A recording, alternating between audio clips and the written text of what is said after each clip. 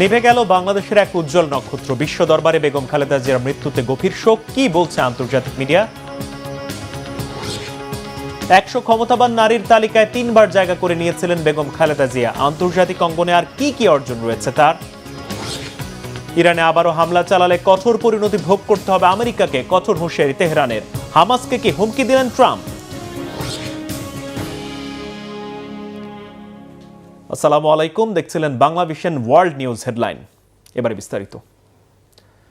নিভে গেল বাংলাদেশের রাজনীতির এক উজ্জ্বল নক্ষত্র, আর তাই দেশ ছাড়িয়ে বিশ্ব দরবারে তার মৃত্যুতে গভীর শোক আর শ্রদ্ধা। বাংলাদেশের প্রথম নারী প্রধানমন্ত্রী ও বিএনপি চেয়ারপারসন বেগম খালেদা জিয়ার দীর্ঘ সংগ্রামী জীবন আর নেতৃত্বের প্রশংসা করে শোক জানিয়েছেন যুক্তরাষ্ট্র, ভারত, চীন, জার্মানি, পাকিস্তান সহ বিশ্ব নেতারা। শোক বার্তায় বেগম জিয়াকে বাংলাদেশের আধুনিক ইতিহাস গঠনে গুরুত্বপূর্ণ ব্যক্তি হিসেবে উল্লেখ করেছে যুক্তরাষ্ট্র। আর সাবেক এই প্রধানমন্ত্রীর মৃত্যুতে তার পরিবার ও বাংলাদেশের জনগণের প্রতি সমবেদনা জানিয়েছেন ভারতের প্রধানমন্ত্রী নরেন্দ্র মোদী। শ্রদ্ধা জানিয়েছেন জাতিসংঘ ও ইউরোপীয় ইউনিয়নের নেতারাও। শহীদ আরাফাতের ডেস্ক রিপোর্ট। বাংলাদেশের গণ্ডি পেরিয়ে বিশ্ব নেতাদের কাছেও সম্মানিত ও গ্রহণযোগ্য ছিলেন বাংলাদেশের সাবেক প্রধানমন্ত্রী ও বিএনপি চেয়ারপারসন বেগম খালেদা জিয়া। আর তাই বেগম জিয়ার প্রশংসা ও তার গৌরবময় সময়ের স্মৃতিচারণ করছেন বিশ্ব নেতারা।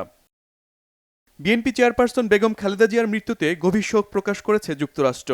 মঙ্গলবার ইউএস এম্বাসি সামাজিক যোগাযোগ মাধ্যমে এক শোক বার্তায় বেগম খালেদা জিয়াকে বাংলাদেশের আধুনিক ইতিহাস গঠনে গুরুত্বপূর্ণ একজন ব্যক্তি হিসেবে অভিহিত করে। বাংলাদেশের উন্নয়ন ও অগ্রগতিতে বেগম খালেদা জিয়ার বিশেষ অবদানের কথা স্মরণ করে দেশটি। সাবেক প্রধানমন্ত্রী বেগম খালেদা জিয়ার আমলে ভারত বাংলাদেশের মধ্যে সুসম্পর্ক ছিল, সেই বিষয়টি স্মৃতিচারণ করেন প্রধানমন্ত্রী নরেন্দ্র মোদী। মঙ্গলবার সামাজিক যোগাযোগ মাধ্যমে দেয়া এক পোস্টে প্রধানমন্ত্রী মোদী লিখেন, বাংলাদেশের ইতিহাসের গুরুত্বপূর্ণ একজন রাজনৈতিক ব্যক্তিত্ব ছিলেন বেগম খালেদা জিয়া। মৃত্যুর খবরে বিএনপি চেয়ারপারসনের পরিবার ও বাংলাদেশের জনগণের প্রতি সমবেদনা জানান তিনি। পাকিস্তানের প্রধানমন্ত্রী শাহবাজ শরীফের চোখেও বাংলাদেশের সাবেক প্রধানমন্ত্রী ছিলেন একজন নিবেদিত প্রাণ। বন্ধু সম্বোধন করে শাহবাজ শরীফ বলেন, বেগম খালেদা জিয়া পাকিস্তানের একজন নিবেদিত প্রাণ বন্ধু ছিলেন। এ শোকের মুহূর্তে পাকিস্তান সরকার ও জনগণ বাংলাদেশের পাশে আছে বলে মন্তব্য করেন তিনি। চীনও বাংলাদেশের সাবেক প্রধানমন্ত্রী বেগম খালেদা জিয়াকে নিজেদের কাছের বন্ধু হিসেবে উল্লেখ করে। প্রধান উপদেষ্টা ডক্টর মোহাম্মদ ইউনূসকে পাঠানো এক চিঠিতে চীনের প্রধানমন্ত্রী লি কিয়াং শোক জানানোর পাশাপাশি বেগম খালেদা জিয়ার পরিবারের প্রতি গভীর সমবেদনা জানান। চীনের প্রধানমন্ত্রী লিখেন, বেগম খালেদা জিয়া ছিলেন বাংলাদেশের একজন বর্ষিয়ান রাজনীতিবিদ এবং চীনের জনগণের পুরনো বন্ধু। বাংলাদেশের সাবেক প্রধানমন্ত্রীর মৃত্যুতে গভীর শোক প্রকাশ করেছে অস্ট্রেলিয়া। শোকের এই সময়ে বাংলাদেশের জনগণের প্রতি সমবেদনা জানিয়েছে দেশটি। গভীর শোক প্রকাশ করে কানাডা। সাবেক প্রধানমন্ত্রী বেগম খালেদা জিয়ার পরিবার ও বাংলাদেশের জনগণের প্রতি সমবেদনা জানিয়েছে দেশটি। এছাড়া গভীর শোক জানিয়ে বাংলাদেশ ও আন্তর্জাতিক রাজনীতিতে বেগম খালেদা জিয়ার অবদান তুলে ধরেছে জার্মান দূতাবাস। সাবেক প্রধানমন্ত্রীর সময় জার্মানির সাথে বাংলাদেশের সুসম্পর্ক ছিল বলে জানায় দূতাবাসটি। বিভিন্ন দেশের পাশাপাশি আন্তর্জাতিক সংগঠনগুলো সাবেক প্রধানমন্ত্রী খালেদা জিয়ার মৃত্যুতে শোক জানিয়েছে। জাতিসংঘ শোক জানিয়ে বিএনপি চেয়ারপারসন বেগম খালেদা জিয়ার পরিবার ও দেশের জনগণের প্রতি গভীর সমবেদনা প্রকাশ করে। এছাড়া ইউরোপীয় ইউনিয়নও বেগম খালেদা জিয়ার মৃত্যুতে গভীর শোক জানায়। Shahid Arafat, Bangla Vision news desk. এদিকে দক্ষিণ এশিয়ার অন্যতম প্রভাবশালী ও আপোষহীন নারী নেত্রী বেগম খালেদা জিয়ার মৃত্যুর খবর খুবই গুরুত্বের সাথে প্রচার ও প্রকাশ করেছে আন্তর্জাতিক সংবাদ মাধ্যমগুলো। বিবিসি, সিএনএন, আল জাজিরা থেকে শুরু করে বিশ্বের প্রভাবশালী সংবাদ মাধ্যমগুলোর প্রধান শিরোনামে ছিল সাবেক প্রধানমন্ত্রীর মৃত্যুর খবর।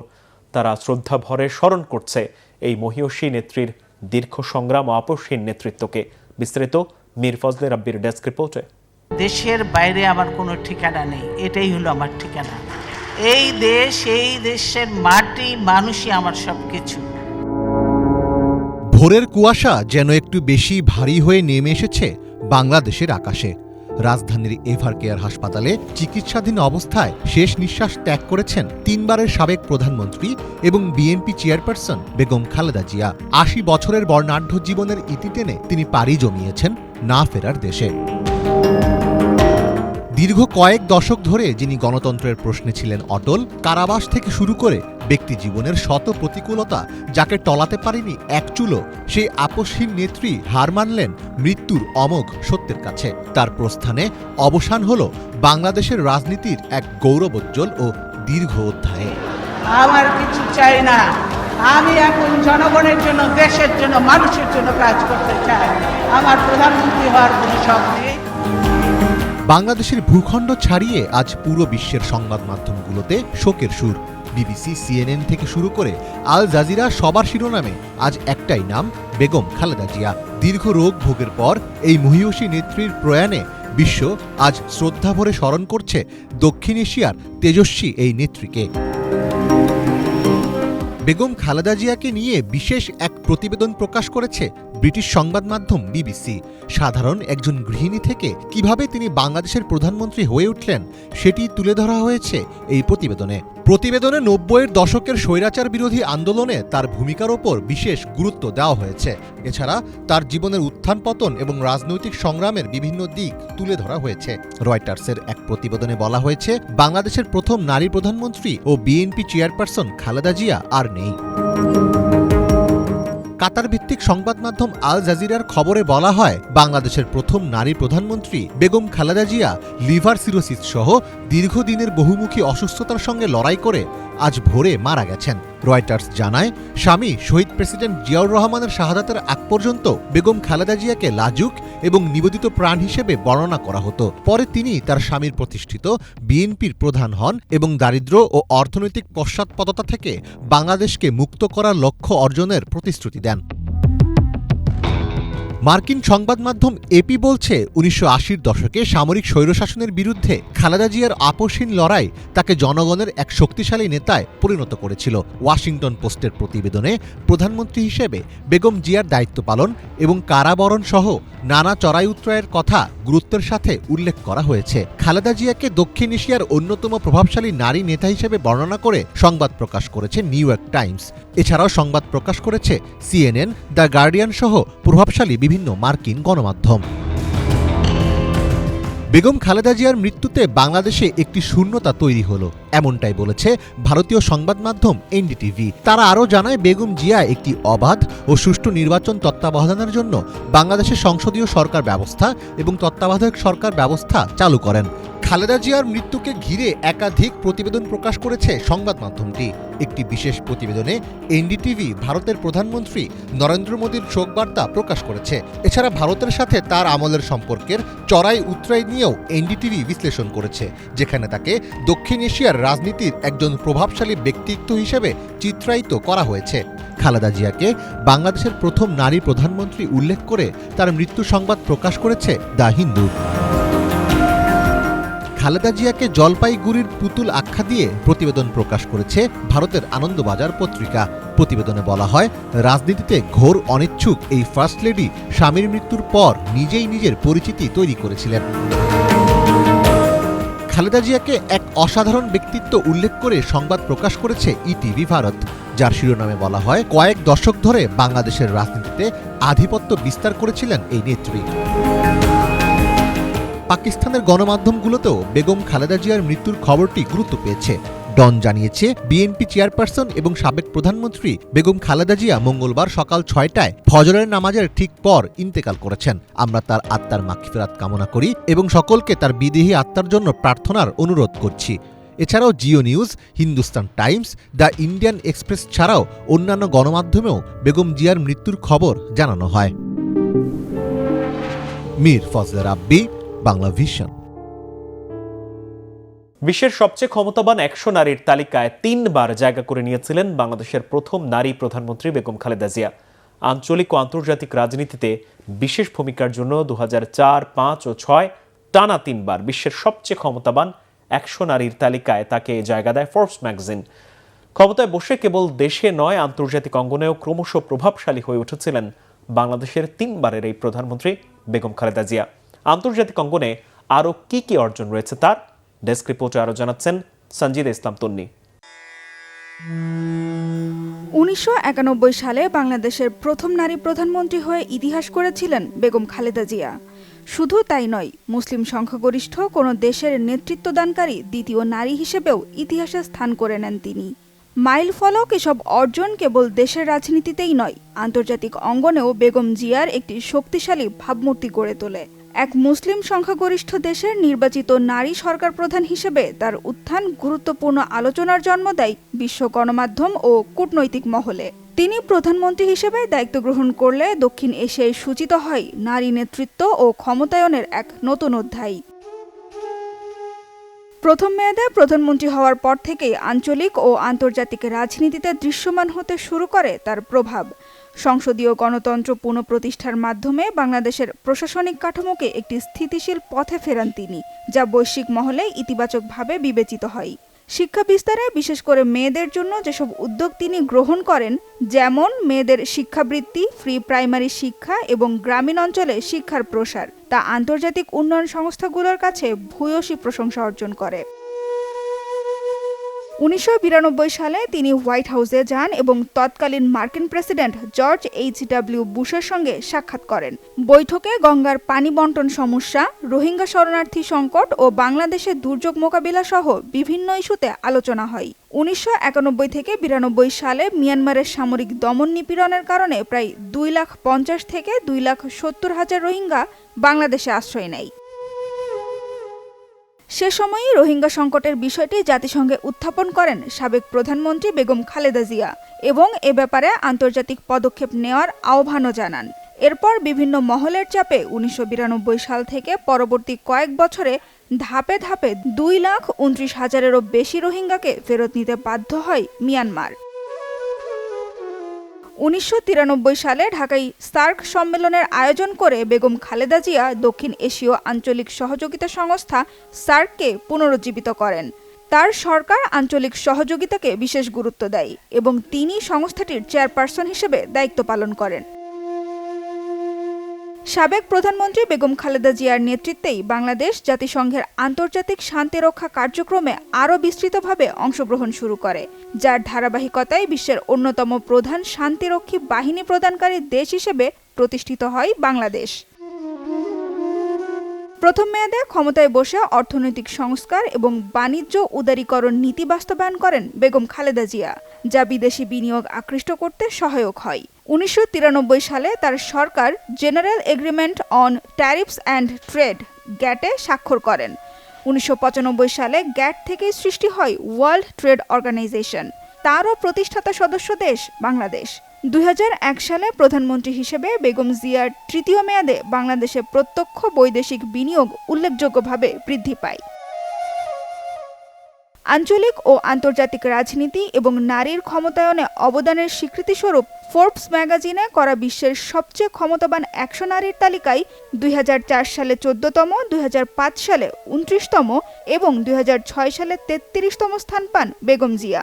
এটি তাকে বৈশ্বিক পরিমণ্ডলে বিশেষভাবে চিহ্নিত করে। আন্তর্জাতিক বিশ্লেষকদের মতে তার এই অর্জন শুধু রাজনৈতিক ক্ষমতার প্রতিফলন নয়, বরং দক্ষিণ এশিয়ার নারী নেতৃত্বকে বিশ্ব মানচিত্রে দৃশ্যমান করার একটি বড় মাইলফলক। এছাড়া আন্তর্জাতিক পরিসরে গণতন্ত্র ও মানবাধিকারের পক্ষে তার অবস্থান বিভিন্ন মহলে স্বীকৃত হয়। বাংলাদেশে গণতন্ত্র প্রতিষ্ঠা ও স্বৈরাচার বিরোধী আন্দোলনে তার ভূমিকার স্বীকৃতিস্বরূপ 2011 সালে নিউ জার্সি অঙ্গরাজ্যের সিনেট তাকে ফাইটার অব ডেমোক্রেসি উপাধিতে সম্মানিত করে। এসবের বাইরেও আন্তর্জাতিক বিভিন্ন সিভিল সোসাইটি বাংলাদেশে গণতান্ত্রিক অভিযাত্রায় তার লড়াইকে পুরস্কার ও সম্মাননার মাধ্যমে স্বীকৃতি দিয়েছে।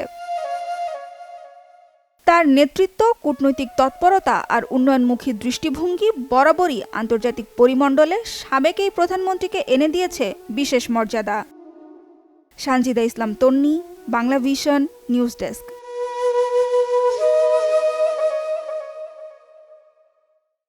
ইরানের ওপর আবারও হামলা হলে আমেরিকাকে কঠোর পরিণতি ভোগ করতে হবে বলে হুঁশিয়ার করে দিয়েছেন দেশটির সর্বোচ্চ ধর্মীয় নেতা আয়াতুল্লাহ আলী খামেনির এক শীর্ষ রাজনৈতিক উপদেষ্টা। পরমাণু অস্ত্র তৈরি ইস্যুতে মার্কিন প্রেসিডেন্ট ডোনাল্ড ট্রাম্পের হুমকির পরই এলো ইরানের নয়া এই হুঁশিয়ারি। এর আগে সোমবার ইরানকে সতর্ক করে দিয়ে প্রেসিডেন্ট ট্রাম্প বলেন, তেহরান যদি নতুন করে পরমাণু অস্ত্র তৈরি শুরু করে তাহলে আমেরিকা দেশটিতে আবারও হামলা চালাবে।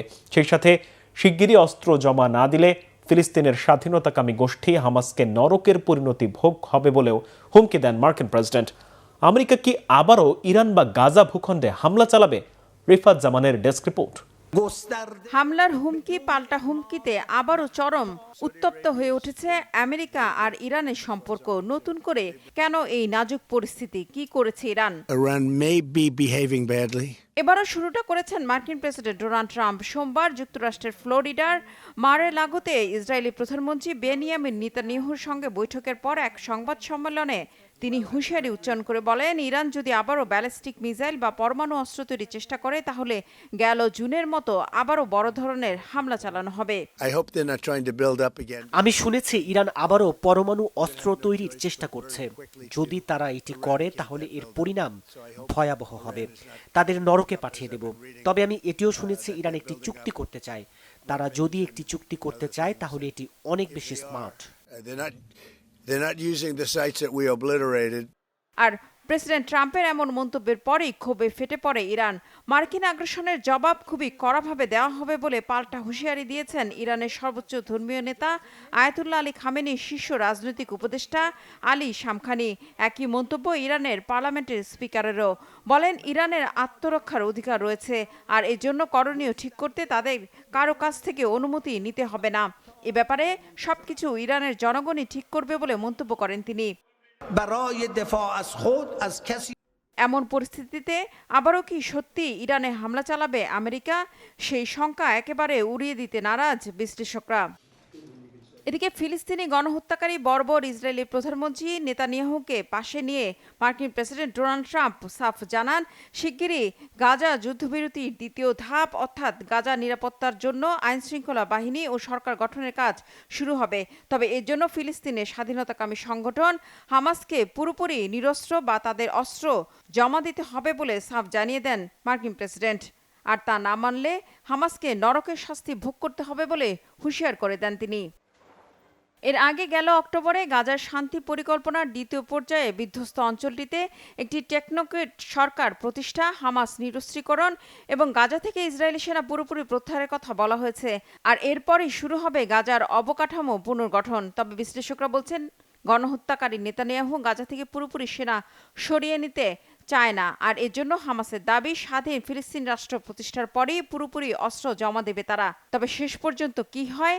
আবারও কি হামাস নির্মূলে গাজা ভূখণ্ডে ইসরায়েল ও তার বন্ধু আমেরিকা হামলা চালাবে? সে শঙ্কা রয়েই যায়।